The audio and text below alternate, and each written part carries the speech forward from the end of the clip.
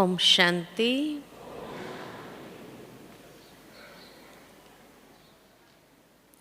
बाबा ने आज के मधुर महावाक्य के अंदर हमें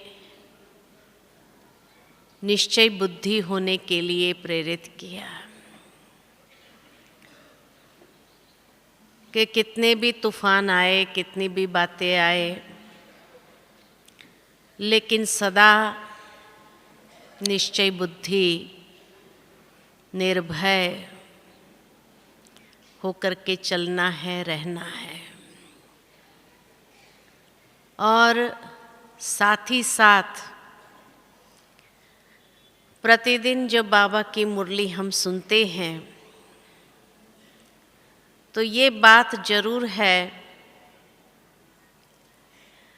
कि मुरली के अंदर हमें रोज़ बाबा मन मना भव होने के लिए इशारा देते हैं।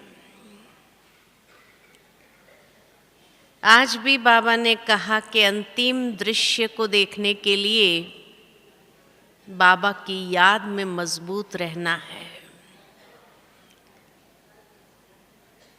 और राम की सेना के भी कुछ लोग बच जाएंगे, रावण की सेना के भी कुछ लोग रहेंगे, लेकिन रावण की सेना वाले चिल्लाएंगे तो राम की सेना वाले बाप के मददगार बन जाएंगे। बाबा की याद की मस्ती में मस्त रहेंगे, अर्थात मन मना भव की स्थिति उनकी बहुत पावरफुल हो जाएगी। श्रीमद् भगवद गीता में भी ये श्लोक 2 बार आता है, मन मना भव। 9वें अध्याय में भी आता है, तो 18वें अध्याय में भी ये बात कही है।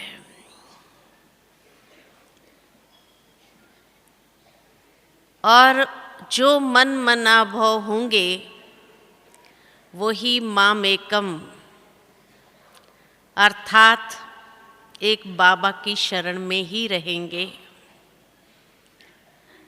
मन मना भव को सरल रीति हम सभी जानते हैं कि उसका भावार्थ है कि मन बाबा में लगा रहे या मन बाबा में रमा रहे, उसको कहते हैं मन मना भव। लेकिन ऐसी मन मना भव की स्थिति बनाने के लिए क्या चाहिए, कौन सी चीज़ों की आवश्यकता हमें अपने अंदर चेक करना है, जिससे पता चले कि हाँ मेरा मन बाबा में है लगा हुआ। क्योंकि अक्सर मनुष्य की यही शिकायत है। कई ब्राह्मण भी आते हैं तो यही बात लेकर के आते हैं, मन लगता नहीं है, मन बहुत विचलित हो जाता है, मन को भटकाने वाली बातें बहुत है, उसमें मन मना भव कैसे रह सकते हैं। तो सबसे पहले तो मन को शुद्ध स्वच्छ बनाना होगा, निर्मल बनाना होगा, या दूसरे शब्द में मैं कहूँ तो मन को मित्र बनाना होगा। आज मनुष्य का मन ही आत्मा का शत्रु होने लगा है। और शत्रु भी क्यों बन गया? क्योंकि मन के अंदर कई प्रकार की व्यर्थ की बातें चलती है, नकारात्मक बातें भी कई बार आ जाती है, जो मन को अशुद्ध कर देता है। और जब मन ही अशुद्ध हो गया, शत्रु हो गया, तो वो बाबा में कैसे लगेगा? लगेगा नहीं।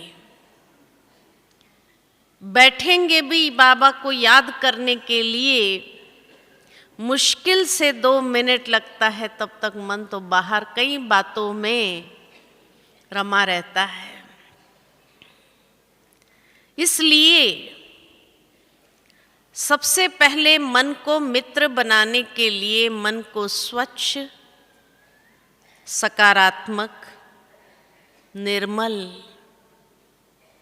समर्थ, सशक्त करना होगा। ये 5 बातें जरूरी है। मन को स्वच्छ, निर्मल, सकारात्मक, समर्थ और सशक्त बनाना होगा। और उसके लिए स्वच्छ करने के लिए भी जितना मुरली का अध्ययन होता है उतना मन स्वच्छ होने लगता है। बाबा क्यों हम बच्चों को कई बार कहते हैं, बच्चे मुरली कभी मिस नहीं करो, मुरली जरूर पढ़ना है, मुरली जरूर सुनना है। क्यों कहते हैं? क्योंकि मुरली सुनने से, मुरली को आत्मसात करने से धीरे धीरे मन के अंदर की जो कीचड़ पट्टी है वो स्वच्छ होने लगती है, दूर होने लगती है। जिस तरह मान लो कि एक मटका हो और उस मटके के अंदर गंदा पानी भरा हो और मटका फिक्स है, उठा नहीं सकते आप, लेकिन उसको साफ करना है स्वच्छ पानी ताकि उसमें डाल सके, तो क्या करना होगा कि साफ नलके का पानी खोल दो। धीरे धीरे वो गंदगी ओवरफ्लो होने लगेगी और ओवरफ्लो होने के साथ साथ एक समय आएगा जब सारी गंदगी निकल जाएंगी और वो पूरा मटका साफ पानी से भर जाएगा। ठीक इसी तरह मन के अंदर कई जन्मों की बातें हैं संस्कार रूप में, और इसलिए मन बार बार उस व्यर्थ के चिंतन के आदती बना हुआ है। तो वो गंदगी को जब तक निकालेंगे नहीं तब तक मन अच्छे विचार, सकारात्मक सोचने की क्षमता नहीं रख सकता है। और इसलिए जितना मुरली का अध्ययन, ज्ञान का मनन चिंतन करते जाएंगे, उसका शौक हमें अपने अंदर विकसित करना होगा। और जितना मुरली का मंथन करते रहेंगे, मनन चिंतन करते जाएंगे, कोई न कोई एक विषय ले लो मुरली से ही, कि जैसे आज की मुरली में बाबा ने कहा कि जो बच्चों की स्थिति अचल है, ड्रामा, निर्भय, तो मनन करें, एक ही शब्द को लेकर मनन करना शुरू करें। निर्भय कैसे कैसे रह सकते हैं, अचल कैसे कैसे रह सकते हैं। तो उससे क्या होगा, मन को आदत पड़ेगी सोचने की। व्यर्थ चिंतन करने के बजाय समर्थ चिंतन की आदत पड़ेगी।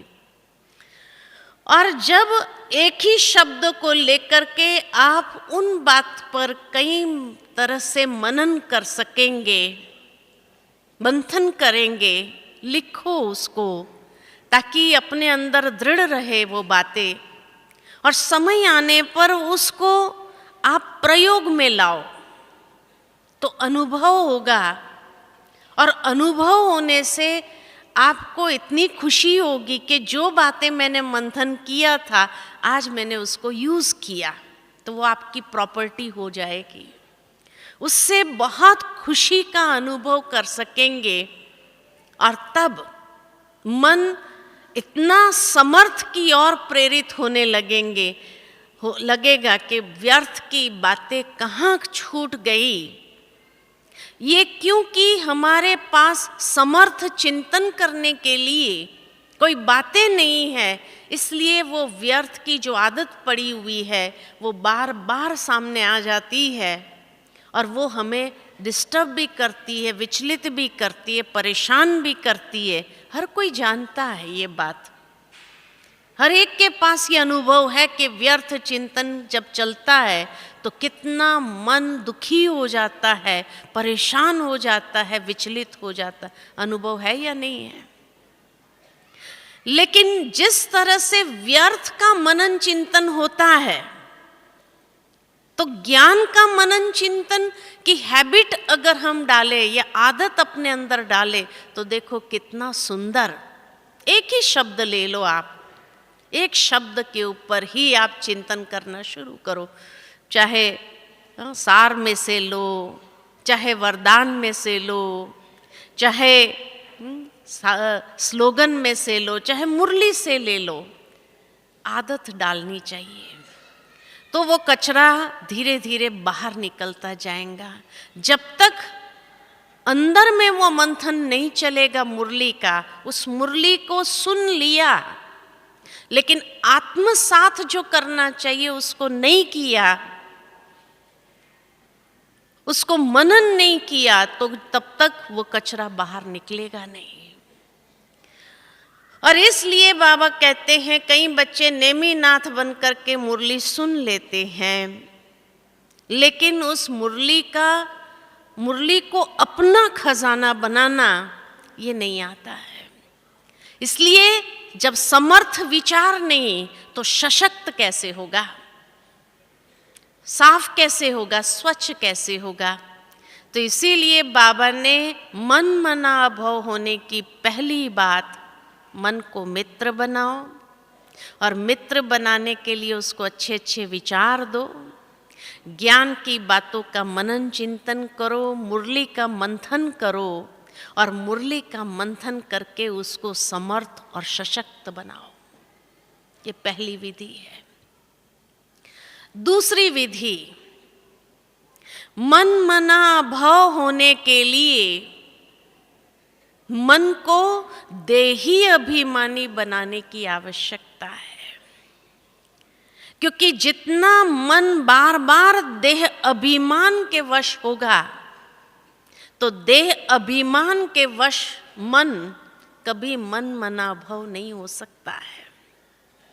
इसलिए बाबा बार बार आज की मुरली में भी ये बात सार में ही आई, बच्चे देही अभिमानी होकर के रहना है।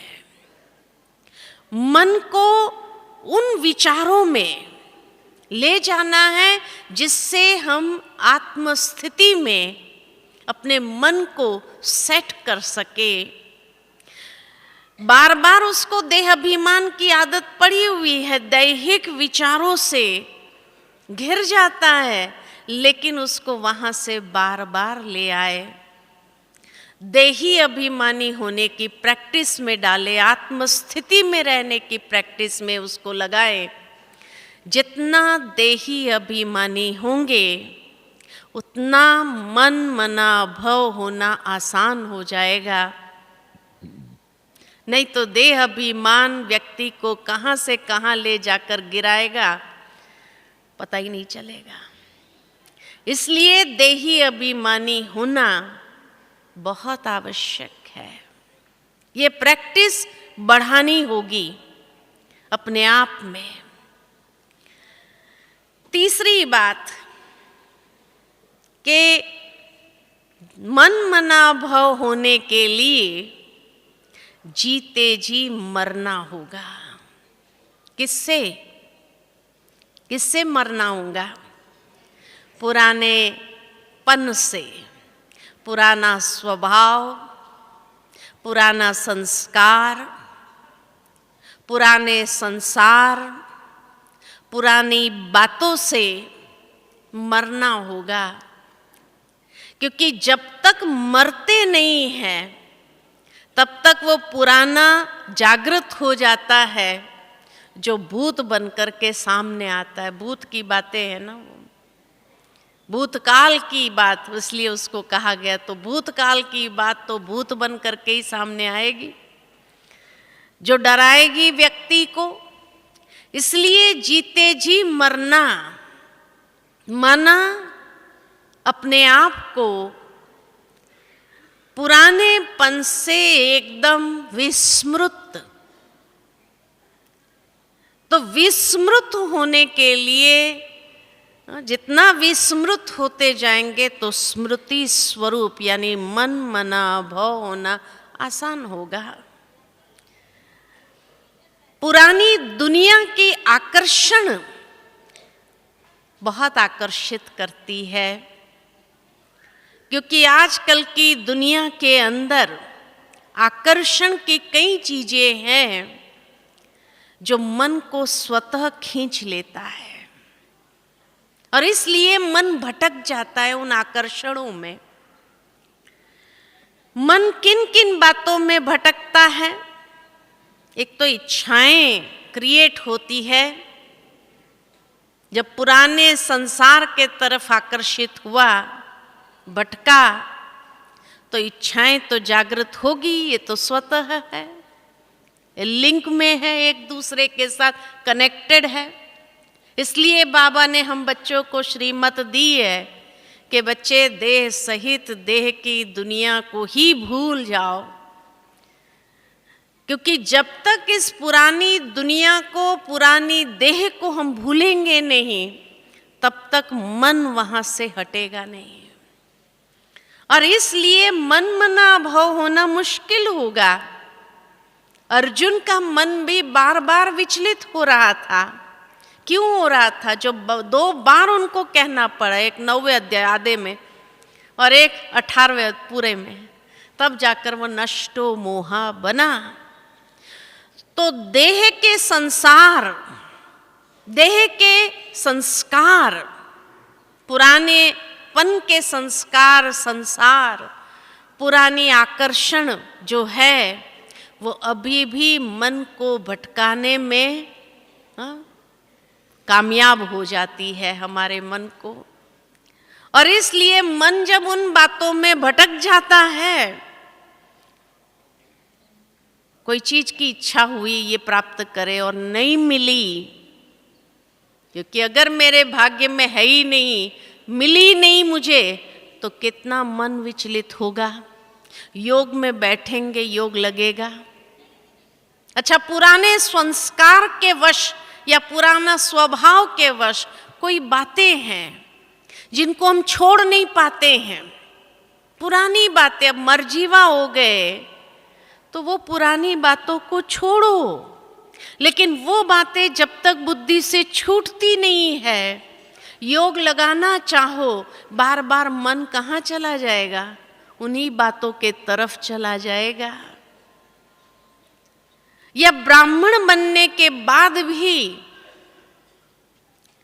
कोई न कोई मर्यादा की लकीर से हमने कदम बाहर निकाले,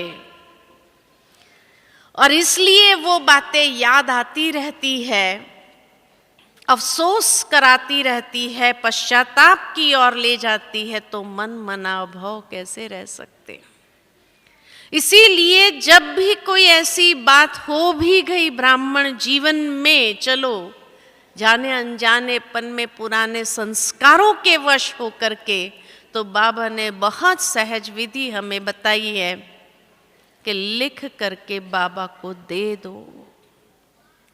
बाबा के कमरे में जा करके बाबा को चिट्ठी लिख करके बाबा को दे दो, क्योंकि जब दे देंगे तो आधा माफ करने की बाबा ने गारंटी ली है। आधा माफ है ना? हाँ, पूरा माफ नहीं होगा, लेकिन आधा तो हल्का हो गया। तो जो बोझ है वो आधा तो हल्का हो गया। अब पुरुषार्थ करके आधे के ऊपर ही हमें विजय प्राप्त करनी है। और वो विजय भी कैसे बनेंगे? आधा माफ तो हो गया, चलो बाबा को दे देने से, बाबा को अर्पित कर। कई बार कई लोगों को लगता है लेकिन बाबा को लिख करके दिया, पता नहीं कोई पढ़ेगा। कोई नहीं पढ़ता है, किसी का कचरा कौन पढ़ना चाहेगा बताओ? हाँ भाई, आपने अपने मन की बात या अपने मन का जो कचरा था वो निकाल करके बाबा के बॉक्स में डाला। दूसरे का कचरा कौन उठाएगा ये मुझे बताओ, किसी के पास टाइम है? हर एक को। और अगर कोई किसी का कचरा उठाता है तो उसको तो ब्राह्मण नहीं कहेंगे ना, उसको क्या टाइटल दिया जाता? दुनिया में भी कचरा उठाने वाले को क्या टाइटल दिया जाता है?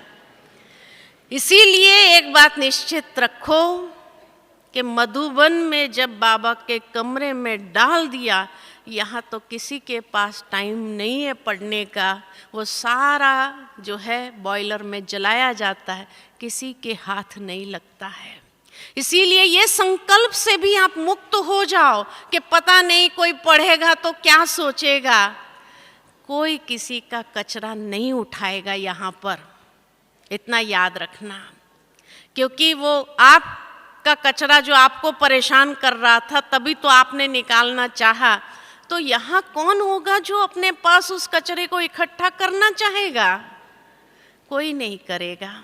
इसलिए आप बेफिक्र होकर के सच्चे दिल के साथ, आज जो बाबा ने कहा सच्चे दिल से बाबा को लिख करके दे दो, स्वाहा कर दो, तो कम से कम अपना मन हल्का तो हो जाएगा, आधा तो हल्का हो जाएगा। और बाकी आधा जो है उसको कैसे खत्म करेंगे जो परेशान कर रहा है? तो उसके लिए श्रेष्ठ कर्म करने की विधि अपनाओ। क्योंकि वो कर्म जो हुआ वो कोई न कोई पुरानी ग्रहाचारी ही कहो जो आई और उसके परवश होकर के आपसे वो कर्म हो गया। अब बाबा को आपने सत्य बता करके जो दे दिया तो आधा माफ तो हो गया, बाकी जो आधा है तो उसके लिए श्रेष्ठ कर्म करो।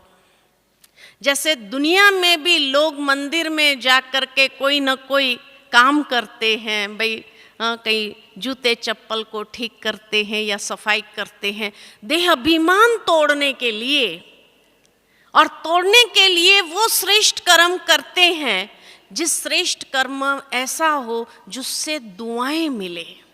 और इतनी दुआओं को इकट्ठा करो जो वो दुआएं उसको ऐसा वॉश ऑफ कर देंगी।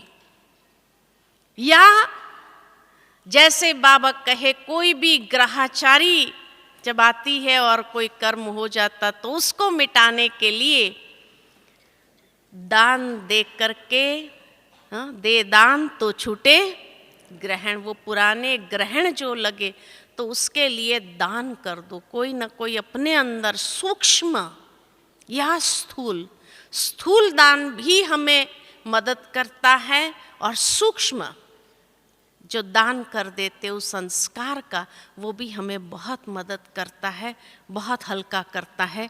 क्योंकि अनेकों की दुआएं जो प्राप्त हुई वो दुआएं उसको वॉश ऑफ करने में बहुत मदद करेगा। फिर बाबा में जितना हमारा मन लगता जाएगा वैसे वैसे आत्मा शुद्ध होने लगेगी, साफ होने लगेगी।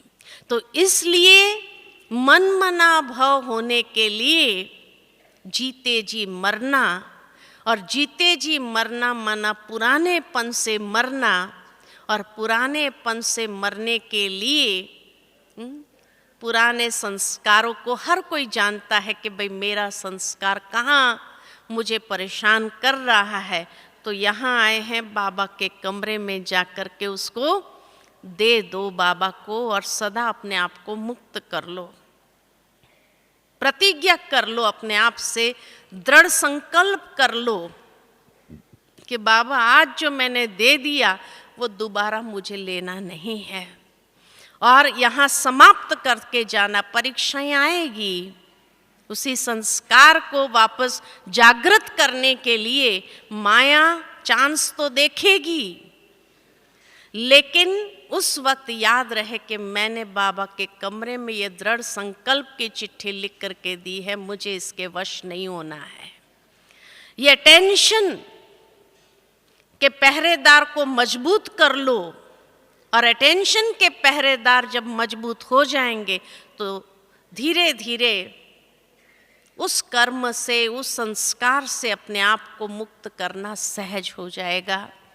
और अगर मर्यादा की लकीर के अंदर रह करके चलेंगे, श्रीमत का हाथ पकड़ते हुए चलेंगे, तो मन मना भव होना आसान हो जाएगा। ये तीसरी विधि है। चौथी विधि कि मन मना भव तब हो सकते हैं जब इतना गहरा प्यार हो बाबा के साथ, प्रीत हो। जितनी बाबा के साथ हमारी गहरी प्रीत है, क्योंकि मनुष्य का मन हमेशा वहीं जाता है जहां उसका प्यार होगा। अगर कोई देहधारियों में प्यार होगा तो नेचुरल है कि मन वहां चला जाएगा, स्वतः चला जाएगा। योग में बैठेंगे, वो व्यक्ति की याद स्वतः आने लगेगी। ये स्पष्ट करता है कि हाँ, सूक्ष्म में कहीं लगाव है, इसलिए मन वहां गया। या दूसरा कि किसी को हम क्षमा नहीं कर पा रहे हैं, तब मन बार बार उसके तरफ नफरत के वश होकर के जा रहा है। तो या तो प्यार जहां है वहां जाएगा, या नफरत की भावना है वहां जाएगा, क्योंकि क्षमा नहीं कर पाए। अब बाबा ने जब हम बच्चों को ये बात बहुत सुंदर रीति से कही है कि बच्चे, किसी ने कोई भी ऐसी कार्य किया उसको क्षमा कर दो। क्यों? क्योंकि नहीं तो अंतिम समय वो ही आत्मा हमारे लिए पेपर बन करके सामने आएगी। इसीलिए क्षमा करने से वो आत्मा कभी भी मेरे लिए परीक्षा बन करके नहीं आएगी। अगर वही अंतिम घड़ी हो और वही व्यक्ति सामने आ गया, तो उस वक्त बाबा की याद होगी या उस आत्मा के प्रति जो भावना, जो कड़वाहट जागृत होगी, वो मेरी स्थिति को कहाँ पहुंचाएगी। तो अंतिम समय तो मन मना भाव नहीं हो सकते हैं ना।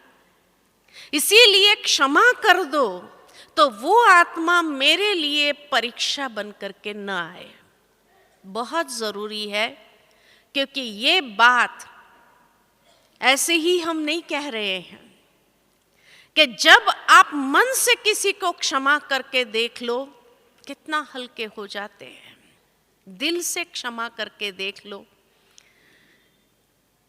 और वो भी विशेष अमृत वेले बाबा के सामने उस आत्मा को इमर्ज करके उसको क्षमा करो। बाबा साक्षी है, जब मैंने क्षमा किया है और उसके बाद मेरे अंदर उस आत्मा के प्रति शुभ भावना रहेगी, तब समझना कि हाँ, मैंने सचमुच क्षमा किया। अगर वो आत्मा मेरे सामने आ भी जाए तो उसके बाद भी मेरे अंदर कोई भी प्रकार का नकारात्मक भाव उत्पन्न न हो, तब समझना हाँ, क्षमा कर दिया। और फिर वो कभी वो आत्मा मेरे लिए परीक्षा बन करके सामने नहीं आएगी, गारंटी है ये। इसीलिए या तो जहां बहुत प्यार है या नफरत है, वो दो आत्माएं हमेशा बार बार मेरे मन के द्वार खटकाती रहती है, मन मना भव होने नहीं देती। इसीलिए मन मना भव होने के लिए पहली बात, सर्व संबंध मेरे बाबा के साथ हो। जितना मेरे सर्व संबंध, गहरी प्रीत मेरी बाबा से होगी, हर संबंध मैंने बाबा के साथ इतने गहरे रूप से जोड़ा होगा, फिर देखो बाबा की याद स्वतः आने लगेगी। क्योंकि जहाँ प्यार होगा वहाँ मनुष्य का मन जाएगा। इतना बाबा से प्यार हो जो बाबा के सिवाय और कोई मुझे याद ही ना आए। और नफरत की भावना को भी अब समय है, निकाल दो। इसके बाद शायद समय नहीं मिलेगा क्षमा करने का, क्योंकि वो अंदर में एक ऐसी गांठ बना देगा जिस गांठ को खोलने का भी समय नहीं होगा। इसीलिए क्षमा कर दो। अमृत वेले बाबा के सन्मुख उस आत्मा को भी इमर्ज करके दिल से बाबा के सामने कहो, बाबा आज से मैंने इस आत्मा को क्षमा कर दिया, उसने जो किया उसके लिए अब मेरे दिल के अंदर उसके प्रति कोई भाव नकारात्मक नहीं है, या व्यर्थ की भावना भी नहीं है। फिर देखो आप कितना हल्का हो जाएंगे अंदर से, और तब मन मना भाव होना आसान हो जाएगा। नहीं तो मन भाव नहीं हो सकते हैं। इसलिए कहा बाबा से गहरा प्यार। अच्छा, बाबा से मेरा गहरा प्यार है, उसका प्रत्यक्ष प्रमाण कि सभी आत्माओं के साथ भी मेरी प्रीत की रीत निभाने की विधि बहुत सुंदर होगी। बाबा के साथ प्यार है मेरा, तो बाकी सब आत्माएं समान है, और समान है तो सबके साथ एक रूहानी प्रीत की रीत निभाने की विधि मुझे आती है। ये नहीं कि इसके साथ बहुत ज़्यादा, इसके साथ कम, ऐसा कभी नहीं होगा। सबके साथ समान भाव मेरा रहेगा। तब समझना कि हाँ, बाबा के साथ भी मेरी गहरी प्रीत है। सबके साथ समान व्यवहार, समान भाव। कोई भी मेरे लिए पराया भी नहीं, तो कोई भी मेरे लिए बहुत अपना भी नहीं है। तब समझना हाँ, बाबा के साथ गहरी प्रीत है। सबके साथ समानता का व्यवहार, या सबके साथ रहते हुए प्रीत की रीत निभाने की विधि मुझे बहुत अच्छे से आती है। क्योंकि तभी वो आत्माएं भी, किनारा नहीं करना है, बाबा ने ये साफ मना किया है, किनारा कहीं नहीं करना है, रहना भी वही है, और रहते हुए न्यारे होकर के रहना, ये बाबा ने हमें सिखाया है। जैसे ब्रह्मा बाबा रहा भी सबके बीच में, लेकिन बीच में रहते हुए, अपनों के बीच में रहते हुए, सबका बाबा से इतना प्यार होने के बावजूद बाबा न्यारा और प्यारा रहा। बाबा का, शिव बाबा का प्यारा बाकी सब से न्यारा रहा, तो क्या हो गया? अंतिम समय बाबा का बुद्धि योग खींचने के लिए कोई भी निमित्त नहीं बना, न्यारा और प्यारा। और सारे ब्राह्मणों ने बाबा को संतुष्टता का सर्टिफिकेट दे दिया, क्योंकि इन सब आत्माओं से भी मुझे संतुष्टता का सर्टिफिकेट लेना है। तो किनारा नहीं करना है, रहना भी उधर ही है।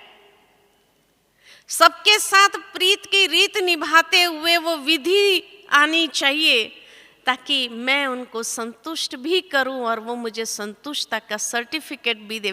क्योंकि जब सबका संतुष्टता का सर्टिफिकेट मुझे मिलेगा, तब बाबा भी मुझे संतुष्टता का सर्टिफिकेट पास विथ ऑनर, ये डिग्री दे सकेगा, नहीं तो नहीं देगा। ये नहीं कि मेरा बाबा से बहुत प्यार है इसलिए क्या करूं, दुनिया वालों से मेरे को अभी कोई मतलब नहीं, उनसे कोई इंटरेस्ट, ये भी नहीं। बाबा ने कोई ऐसे सूखे सन्यासी थोड़ी बनाया है हमको। बाबा ने हमको कहा है रहना भी सबके बीच में, लेकिन कमल की तरह ही रहना है, और रह करके उन सबको ऐसे शुभ भावना का वाइब्रेशन देते हुए उनको परिवर्तन करे, ताकि अंत में वही मुझे संतुष्टता का सर्टिफिकेट भी दे देवे। तो इसीलिए बाबा के साथ सर्व संबंधों का प्यार इतना गहरा, लेकिन दुनिया के सामने रहते हुए, उनके बीच में रहते हुए न्यारे हो करके चलना, प्रीत की रीत निभाने की विधि मुझे इतनी सुंदर आती है, जो सबको संतुष्ट करते हुए, क्योंकि तब वो मुझे सर्टिफिकेट देंगे, और तब बाबा भी मुझे सर्टिफिकेट। अगर सबका सर्टिफिकेट नहीं होगा तो बाबा का भी सर्टिफिकेट नहीं मिलेगा। समझा? तो इसीलिए मन मना भाव होने के लिए सबके साथ भी मेरी प्रीत हो, लेकिन न्यारा और प्यारा रहने वाली प्रीत हो। पांचवी बात, 4 बात हो गई। पांचवी बात कि मन मना भव जब होंगे तब मामेकम शरणम व्रज, यानी बाबा की शरण में इस तरह से होंगे कि जैसे हर पल बाबा की छत्र छाया स्वयं पर महसूस होने लगेगी, और ऐसे लगेगा जैसे बाबा की छत्र छाया में मैं समाई हुई हूं। और उस कारण से एक बहुत सुंदर अनुभव महसूस करते हुए आगे बढ़ेंगे। योग में बैठो तो सहजता से बाबा के साथ में बाबा की शरण का अनुभव करते हुए जैसे बाबा की याद में समाने का अनुभव होगा। उसी का नाम है मन मना भव। लेकिन ये शरण का अनुभव करने के लिए जरूर रहना उन दुनिया वालों के बीच में है, लेकिन ज्यादातर अंतर्मुखी स्थिति में। जितना साइलेंस की स्थिति का, अंतर्मुखता का अनुभव करेंगे, उतना बाबा की शरण में सहज रह सकेंगे। अगर अंतर्मुखता का अभ्यास नहीं है तो जरूर है बाहर के दुनिया के लोग मुझे बहुत जल्दी अपनी बातों में आकर्षित कर लेंगे, और जैसे ही उनकी बातों में चले गए तो कुछ व्यर्थ चिंतन, पर चिंतन, कुछ भी चिंतन होता रहेगा, तो वो मुझे बाबा की शरण से बाहर निकाल देता है। तो इसीलिए बाबा की शरण में रहने का अनुभव हर वक्त करते जाना है। तो ये है मन मना भव, क्योंकि मन मना भव होंगे तो मामेकम, सहज हो, एक दूसरा न कोई। ये सहजता से बुद्धि के अंदर होगी बात। और बात, छठी बात, कि मन मना भव व्यक्ति के सामने, जब मन मना भव स्थिति में रहने लगेंगे तो माया कोई जल्दी छोड़ने वाली थोड़ी है। तो परीक्षाएं तो आएगी, पेपर तो आएंगे, लेकिन पेपर परीक्षा आने के बाद भी जैसे आज बाबा ने कहा निर्भय स्थिति हमारी हो, डरने वाले नहीं। और न डरने वाले हैं उसका प्रमाण क्या? निश्चय बुद्धि। निश्चय बुद्धि होकर के चलना कि ये भी साइड सीन है जो मेरी अवस्था की परीक्षा लेने आए हैं, लेकिन मुझे सहजता से बाबा की याद में अपने आप को ले चलना है। हाय क्या हुआ, ये तो नहीं होना चाहिए था, ये जंगल में नहीं जाना। इसलिए बाबा हमेशा व्यक्त मुरली में कहते हाईवे पर रहना है, गलियों में नहीं जाना है, जंगल में नहीं जाना है। गलियां और जंगल कौन से हैं? तो क्यों, क्या क्वेश्चन उठे, ये क्यों हुआ, कैसे हुआ, ऐसा तो नहीं होना चाहिए, ये क्यों, क्या, कैसे के क्वेश्चंस जैसे उठे, तो ये गलियां हैं। और इन गलियों में जो गया वो भटक जाएगा राह से। जंगलों में चला गया, और जंगलों में जाने के बाद तो जरूर है मन परेशान हो ही जाएगा। इसलिए बाबा कहे निश्चय बुद्धि होकर के जो चलता है वो हाईवे पर रहता है, वो हर बात में बिंदु लगाना जानता है। बिंदु लगा दो, जो हुआ उसमें भी कल्याण। जैसे आज बाबा ने कहा कि कोई भी ऐसी बात हो तो उसके अंदर से क्या निकलेगा?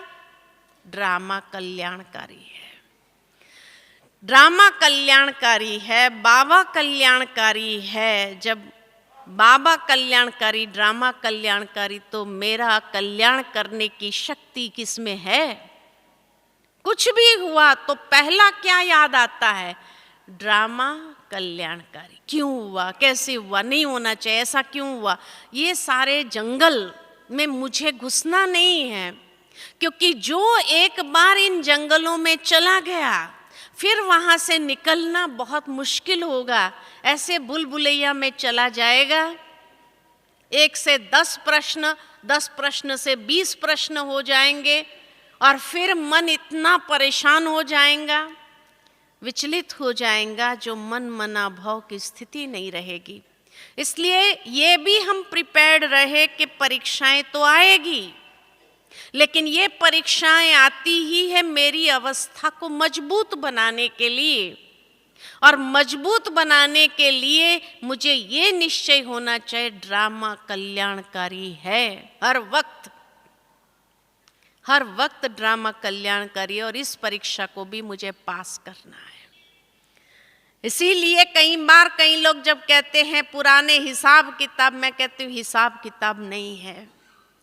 ब्राह्मण जिस दिन से बने, हमारे पुराने हिसाब किताब समाप्त हुए, तब हम ब्राह्मण बने, क्योंकि ये पहला जन्म है। जिसके पुराने हिसाब किताब होंगे तो ब्राह्मण बनने के बाद भी माया उसको खींच के ले जाएगी। बाकी जिसके पुराने हिसाब किताब सब समाप्त हुए तब ब्राह्मण बने।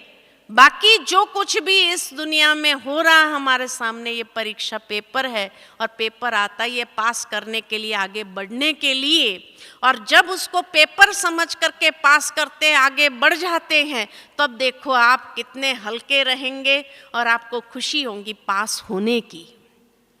और आप अपनी क्षमता को भी समझ सकेंगे कि हाँ, मेरे अंदर ये शक्ति, ये क्षमता है। और ये शक्ति और क्षमता बाबा ने जिस तरह से विकसित किया, हमेशा हर बात में बाबा जरूर आए साथ में। ये भी अभिमान न आए कि हाँ, मेरी शक्ति से मैंने पार किया। बाबा ने उस शक्ति को भरा है। बाबा को जब ले आते तो मैंपन समाप्त हो जाता, तो आगे बढ़ना सहज हो जाता। नहीं तो जैसे ही मैंपन आए तो वहां से नीचे गिरे, फेल हो गए। वो पास हो ही नहीं सकता है। मैंपन वाला कभी पास हो सकता है? वो कभी पास हो ही नहीं सकता है। इसीलिए परीक्षा आई, पास हुए। पास होने के बाद भी जब कोई कहे आप पास कर दिया, बहुत अच्छा किया, बाबा याद रहे, हाँ मैंने पास किया। ये भाव अगर आए तो गिरे वापस, ये भी फेल हो गए। तो इसीलिए पास होने के बाद भी फेल हो जाना, इसी का नाम है कि पास होकर के भी फेल हो गए, गिर गए। भावार्थ ये कि जब पास कर दिया तो उसके बाद भी यही श्रेय सारा बाबा को जाता है, क्योंकि बिना बाबा के इस परीक्षा को पार करना मुश्किल होता। इसलिए जैसे ही बाबा को समर्पित कर देते हैं कि बाबा ये पास भी किया तो भी, जैसे ही किसी ने कहा कि बहुत अच्छा किया, आप तो बड़े बहादुर निकले, इतनी बड़ी परीक्षा पास कर दिया, कहो बाबा। तुरंत बाबा याद आए। जहां बाबा है तो कोई मुझे हिला नहीं सकता है। माया की कोई परीक्षा पास करने के बाद भी मुझे फेल नहीं कर सकता। इसलिए सहजता से करन करावनहार बाबा करा रहा है, ये बात स्मृति में रहने से कभी भी हम कोई भी बात में फेल नहीं हो सकते हैं। इसलिए जैसे ही ये बातें आएगी, परीक्षाएं आएगी, पेपर आएंगे, लेकिन उसको पेपर समझ करके मुझे पास विथ ऑनर होना है। पास हो जाएंगे और फिर देखो कितना अच्छा लगेगा। बाबा के संग जैसे उड़ते जाएंगे, बैठे महसूस करेंगे। कितनी बातें हो गई मनमना भव होने के लिए? 6 बात हुई। 7वीं बात है कि मन मना भव होने के लिए श्रेष्ठ स्वमानधारी होना आवश्यक है।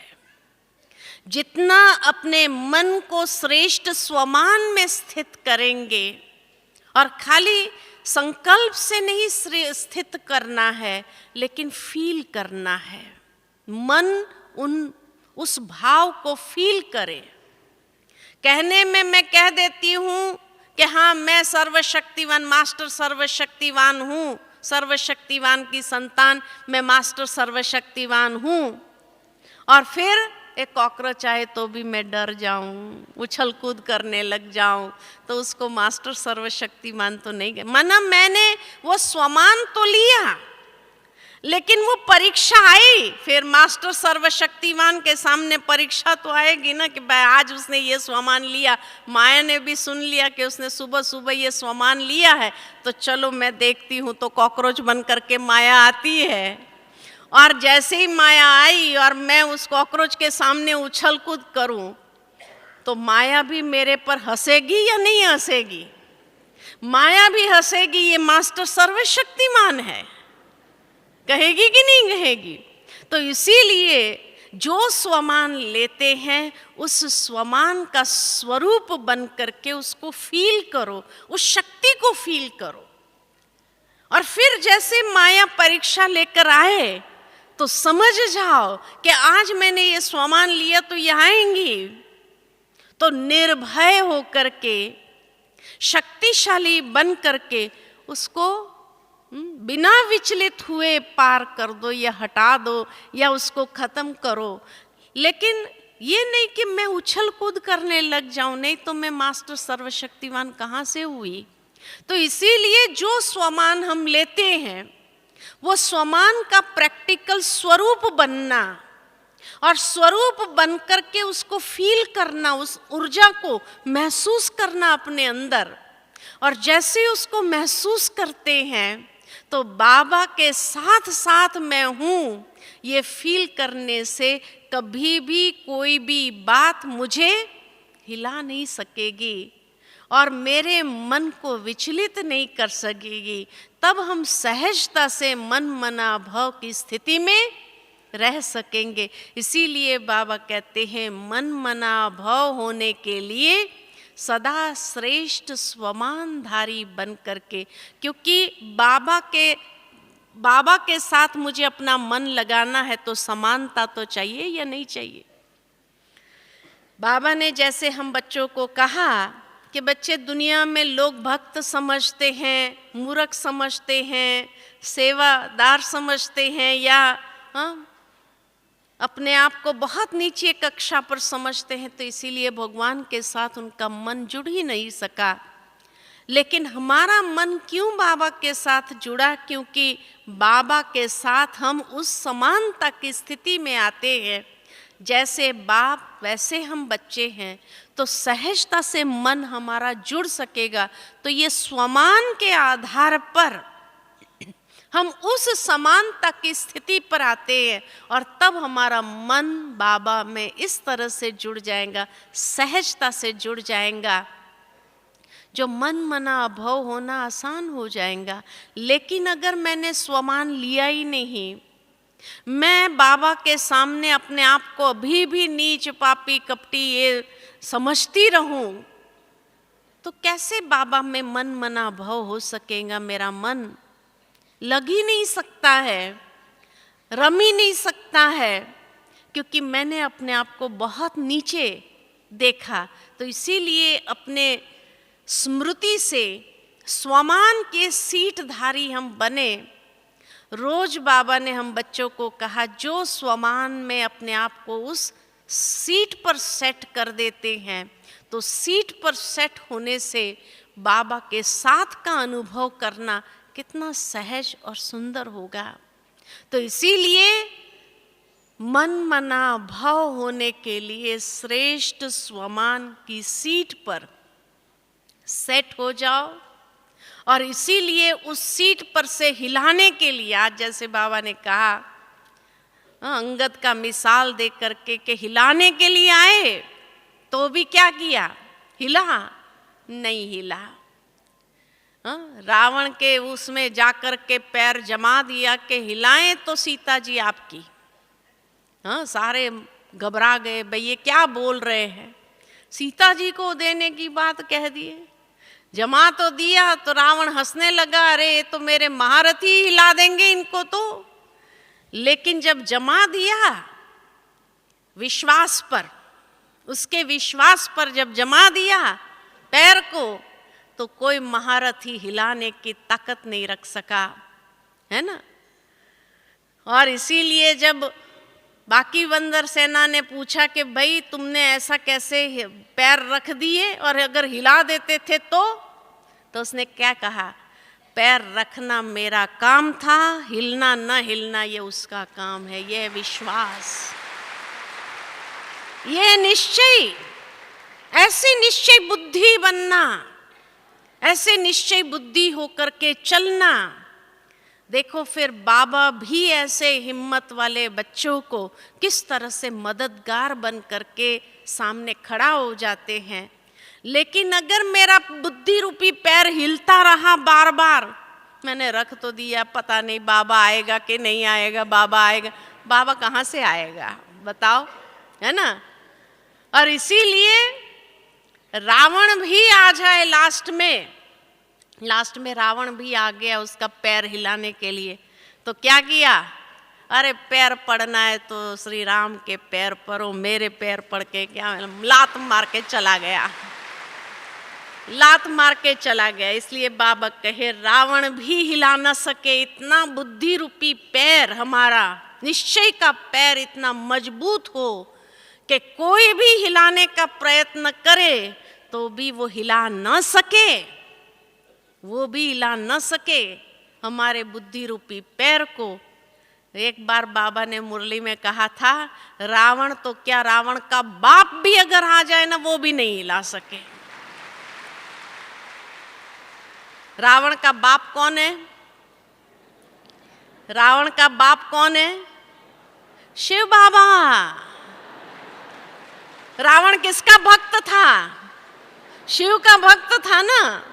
तो रावण का बाप कौन है? शिव बाबा है। तो इसीलिए रावण तो क्या, रावण का बाप भी आ जाए तो भी वो हिला न सके हमें। इतना निश्चय बुद्धि, इतना श्रेष्ठ स्वमानधारी बन करके हम चले रहे, जो कोई भी बाबा स्वयं भी, हाँ, दुनिया में इसीलिए कई कथाओं में दिखाया गया है कि भगवान भी रूप बदल करके आता है, साधारण रूप में आता है हिलाने के लिए। देखे उसके, हाँ, निश्चय की पैर हिलते हैं या नहीं हिलते, भगवान भी हिलाने के लिए दिखाते हैं ना कई कथाओं में। तो इसीलिए बाबा भी अगर आ जाए हिलाने के लिए कि देखे इसका निश्चय का पैर हिलता है कि नहीं हिलता है, तो भी हिलने वाले हम हैं? बिल्कुल नहीं। इसीलिए बाबा हमारे साथ है। ये निश्चय ड्रामा कल्याणकारी है, ये निश्चय परिवार हमारे साथ है।